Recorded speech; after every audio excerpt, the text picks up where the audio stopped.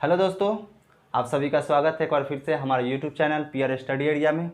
चलिए आज हम बात करेंगे क्लास 10th के बायोलॉजी के चैप्टर जो कि आपका टॉपिक है।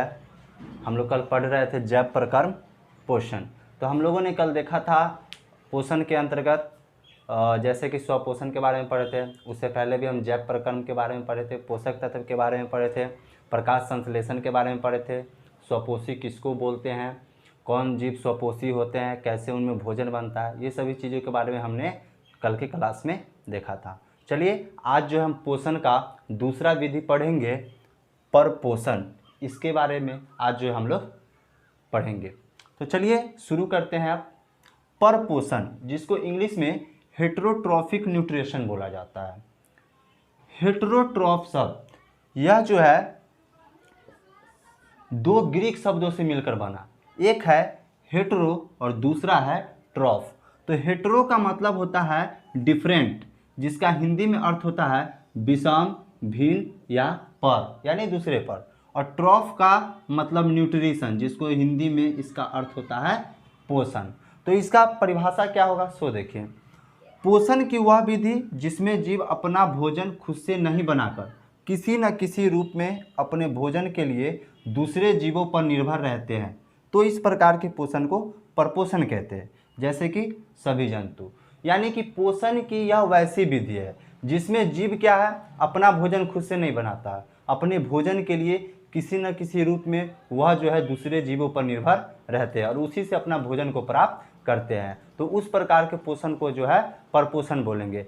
जैसे कि सभी जंतु, तो जितने भी जंतु है सभी में क्या है, पोषण की परपोषण विधि पाई जाती है। जैसे मनुष्य को ले लेते हैं, तो मनुष्य क्या है, अपने भोजन के लिए दूसरे जीवों पर निर्भर है।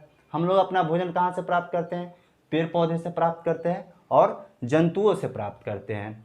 जिस जंतु से हम भोजन प्राप्त करते हैं तो उनको देखिए, वो जंतु फिर किस चीज़ पे निर्भर है, या तो दूसरे जंतु पे निर्भर है, नहीं तो डायरेक्ट रूप से पेड़ पौधे पर निर्भर है। अब देखते हैं परपोषण के प्रकार। तो परपोषण के 3 प्रकार होते हैं, आइए उसके बारे में बात करते हैं। पहला है मृतजीवी पोषण, यानी कि सैप्रोफाइटिक न्यूट्रिशन। दूसरा है परजीवी पोषण, यानी पैरासाइटिक न्यूट्रिशन। और तीसरा है प्राणिसम पोषण, यानी कि होलोजोइक न्यूट्रिशन। तो सबसे पहले हम इसमें बात करेंगे मृतजीवी पोषण के बारे में, यानी कि सैप्रोफाइटिक न्यूट्रिशन। तो इसमें जो आप देख रहे हैं सैप्रोफाइटिक, इससे एक शब्द निकल के आया है सैप्रोस। क्या निकल के आया, सैप्रोस, जिसका इंग्लिश में मतलब होता है एब्जॉर्ब और इसका हिंदी में अर्थ होता है अवशोषण या सोखना। तो अब देखते हैं इस प्रकार के पोषण में जीव मरे हुए जंतुओं और पौधे के शरीर से अपना भोजन शरीर के सतह द्वारा तरल रूप में ग्रहण करता है, जैसे कवक, जीवाणु, प्रोटोजोआ। तो मृतजीवी पोषण में क्या होता है कि यह पोषण परपोषण का एक ऐसा प्रकार है जिसमें कोई भी जीव अपना भोजन को मरे हुए जीव जंतु से प्राप्त जो है करता है। और कैसे प्राप्त करता है उस चीज़ को समझते हैं। जैसे कोई भी जीव मर जाता है तो मरने के बाद क्या करता है, यह जो है इसको सड़ाने गलाने का काम करता है। और जैसे ही मरा हुआ जीव जंतु जब सड़ना गलना शुरू हो जाता है तो उसको सड़ा गला के उसको तरल रूप में बना देता है, पानी की तरह बना देता है और उसी को जो है अपना भोजन के रूप में लेता है। तो जब तरल रूप में हो जाता है तो वह क्या करता है कि उसका जो शरीर का सतह होता है तो उस शरीर के सतह से उसको अवशोषित कर लेता है, यानी कि अपने भोजन के लिए उसको सोख लेता है। जैसे कि कवक है, जीवाणु है, प्रोटोजोआ है। तो इन सभी में जो है मृतजीवी पोषण पाया जाता है। तो कवक में देखते हैं जैसे कि फफूंद, ईस्ट और मशरूम। मशरूम यानी कि आप लोग देखते होइएगा गोबर छत्ता, जो गोबर पे उगा हुआ रहता है छत्ता की तरह उजला उजला छोटा सा, उसी को बोला जाता है मशरूम या गोबर छत्ता। तो इन सभी में जो है मृतजीवी पोषण पाया। चलिए अब देखते हैं मृतजीवी यानी कि सैप्रोफाइट्स। वैसे जीव जिसमें मृतजीवी पोषण पाया जाता है उसे मृतजीवी कहा जाता है, जैसे कवक, जीवाणु, प्रोटोजोआ। तो जिस जीव में मृतजीवी पोषण पाया जाता है उसे हम मृतजीवी कहते हैं। जैसे कि कवक, जीवाणु और प्रोटोजोआ, इन सभी में मृतजीवी पोषण पाया जाता है। तो कवक हो गया, जीवाणु हो गया, प्रोटोजोआ हो गया, इन सभी को जो है मृतजीवी बोलेंगे। कवक के अंतर्गत हम लोग देखते हैं जैसे फफूंद है, ईस्ट है, मशरूम है, ये सब के सब क्या कहलाएंगे? मृतजीवी कहलाएंगे। मृतजीवी को अपघटक यानी डीकम्पोजर भी कहा जाता है। अब मृतजीवी को अपघटक क्यों कहा जाता है, इस चीज़ को समझिए।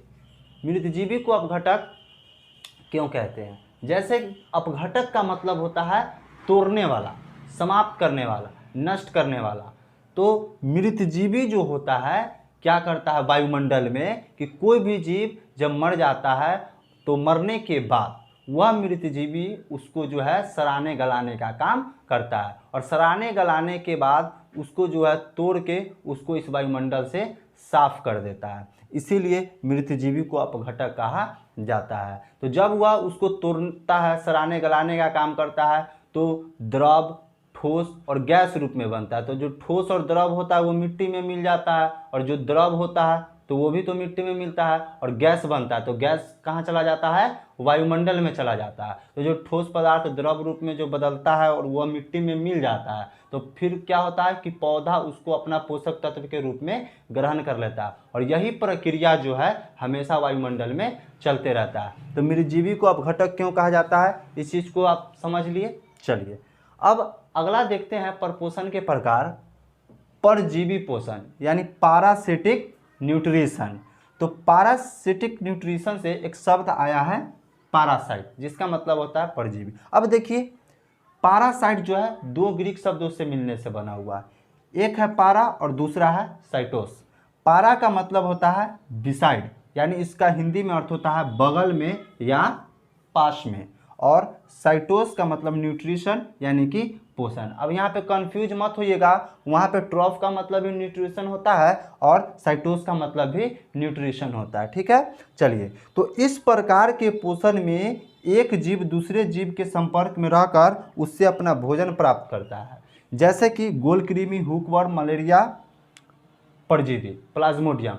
तो परजीवी पोषण में क्या होता है कि एक जीव दूसरे जीव के शरीर के संपर्क में रहता है, तो वह जीव शरीर के भीतर भी रह सकता है या शरीर के बाहर भी रह सकता है। जैसे कि शरीर के भीतर वाला उदाहरण लेते हैं, जैसे कि हम लोग के अंदर जो होता है कृमि पाया जाता है, जिसको हम लोग जोंक बोलते हैं, तो वो हमारे शरीर के भीतर, उससे क्या करता है, वो हमारे शरीर से भोजन जो है प्राप्त करता है। उसके बाद शरीर के अगर बाहर का हम उदाहरण लेते हैं, तो जैसे कि देखते हैं कि मनुष्य के सिर के बालों में जो होता है जू रेंगते रहता है, जू चलते रहता है, तो वो जू क्या होता है, हमारे शरीर के बाहरी वातावरण से संपर्क है और उससे जो है अपना भोजन को प्राप्त करता है। तो गोलकृमि हो गया, हुकवर्म हो गया, मलेरिया परजीवी जिसका नाम है प्लाज्मोडियम, तो इन सभी में जो है परजीवी पोषण पाया जाता है। चलिए, अमरबेल, अमरबेल जिसको इंग्लिश में कसकट्टा बोलते हैं, यह जो है एक परजीवी पौधा है, यानी एक पौधा होते हुए भी यह क्या है, परजीवी है।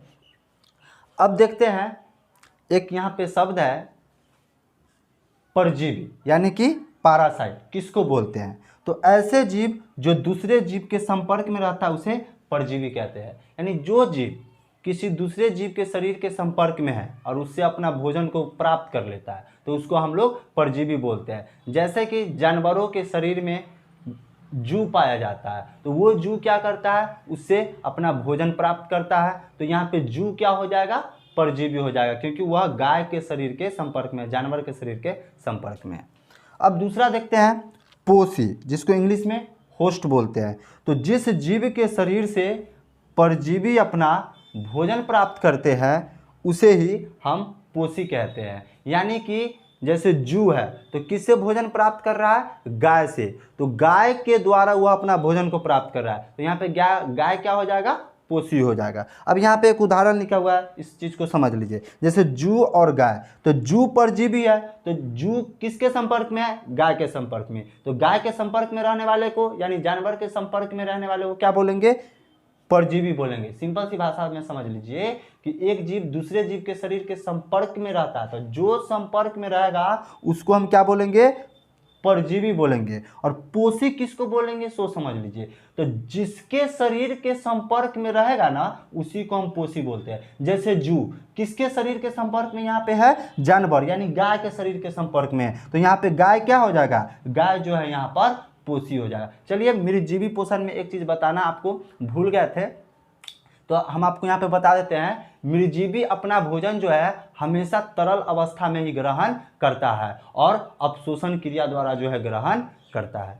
चलिए तो देखते हैं परपोषण के तीसरा प्रकार, मृतजीवी पोषण, जिसे इंग्लिश में बोलते हैं होलोजोइक न्यूट्रिशन। यहाँ पे एक शब्द है होलोजोइक। तो होलोजोइक यहाँ पे दो ग्रीक शब्दों से मिलकर बना, होलो और जोइक। होलो का मतलब होता है कंप्लीट, जिसका हिंदी में अर्थ होता है पूर्ण या पूरी तरह, और जोइक का मतलब होता है एनिमल लाइक, यानी कि जंतु जैसा। तो इसका हम परिभाषा देखते हैं, वैसा पोषण जिसमें जीव अपना भोजन ठोस और तरल दोनों के रूप में ग्रहण करता है, तो इस प्रकार के पोषण को प्राणिसम पोषण कहते हैं। जैसे मनुष्य, मेढक, अमीबा। यानी कि प्राणिसम पोषण वैसा पोषण है जिसमें जीव अपना भोजन जो है ठोस और तरल दोनों रूप में जो है ग्रहण करता है। जैसे कि मनुष्य को ले लीजिए, मनुष्य क्या अपना भोजन को ठोस रूप में भी ग्रहण करता है और तरल रूप में। अगर ठोस रूप की हम बात करें तो जैसे चावल है, रोटी है, मांस है, मछली है, तो इन सभी को हम लोग ठोस रूप में ग्रहण करते हैं। और तरल की बात करें तो जैसे दूध है, जूस है, तो ये सब जो है हम लोग तरल रूप में ग्रहण करते हैं। तो उसी प्रकार से मेढक भी है, अमीबा में है, तो इन सभी में क्या है, मृतजीवी पोषण पाया जाता है। अब आगे देखते हैं प्राणिसम भोजी जीव किसको बोलते हैं।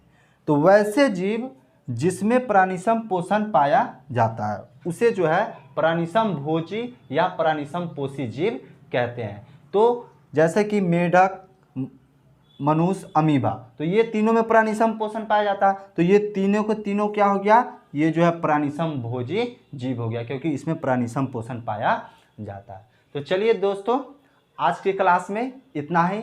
फिर आप लोगों के लिए इससे नेक्स्ट टॉपिक अगले क्लास में लेकर आएंगे। तो वीडियो को लाइक करें, चैनल को सब्सक्राइब करें और अपने साथियों तक इस वीडियो को ज़्यादा से ज़्यादा शेयर करें,